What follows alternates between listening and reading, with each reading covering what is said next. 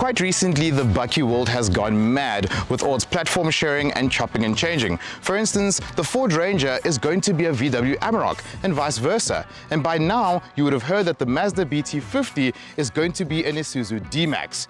The thing is, the Isuzu D-Max has been delayed, which means this bakkie gets quite a head start. The question is, can it maintain that lead? Let's find out.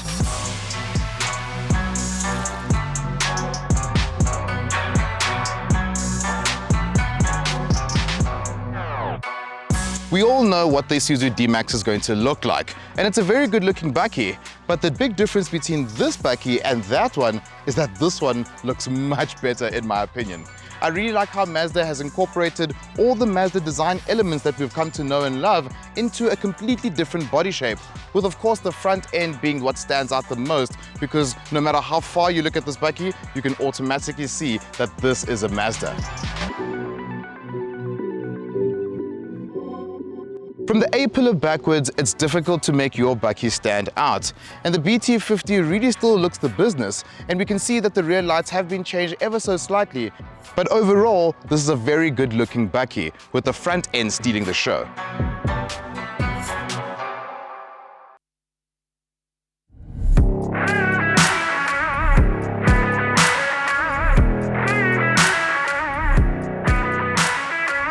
Sitting inside this new BT50, it looks very much like a car sitting inside here. And that is because bakkie consumers have become quite a difficult bunch to please, because at the same time they want something that looks like a car on the inside, but also drives like a car, but looks like a bakkie and feels like a bakkie. I do like this layout as it is modern, and you can see it's very lifestyle focused, especially with this large screen up front.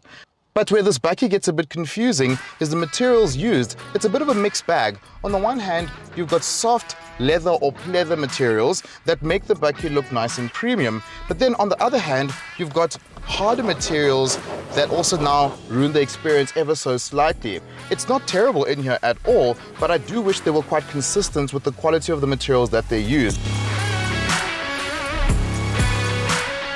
I do want to comment on the seat quality, because these seats are very comfortable. And my passengers at the back also have a decent amount of space both for their legs and for their heads, which is a very good thing.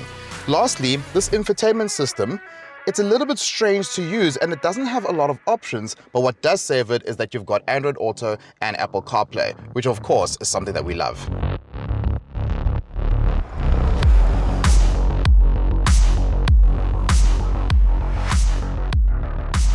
The first thing you notice when you jump into the BT50 is just how nice the steering wheel is to touch.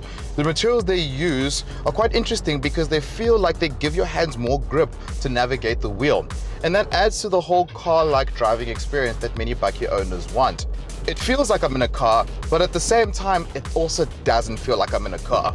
The one thing that you'll notice in this vehicle is that the ride quality really sits on the firmer side of things. And I think from a lifestyle perspective, that takes away from the overall experience. I'm sure if we really loaded this bakkie up and we got it to be settled, it would make the ride quality feel a bit more balanced. But at the moment, I am hopping around quite a bit here, even though this is not a terrible surface. It's not a great surface, but it is the kind of surface that should be managed better if the suspension setting was slightly softer.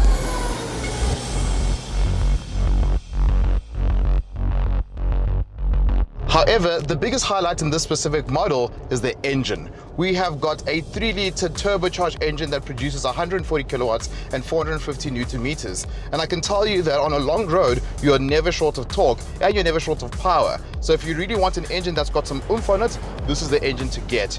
There is a 1.9-litre engine available as well, and I'm sure that would also be decent when it comes to its power delivery.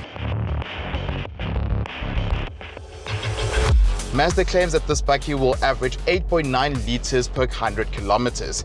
I am currently sitting on 8.9 kilometers per liter, which the editor will give you that conversion right here, right now. One other thing to note is that this car has got a 6-speed automatic gearbox, and I must say that it does work very nicely, especially when it's paired up with this 3-litre engine. This overall experience of this bakkie really feels rough and tough, and I do think there are consumers out there that want this type of feel as opposed to the luxurious feel that we've gotten used to in many of the bakkies that are on offer today.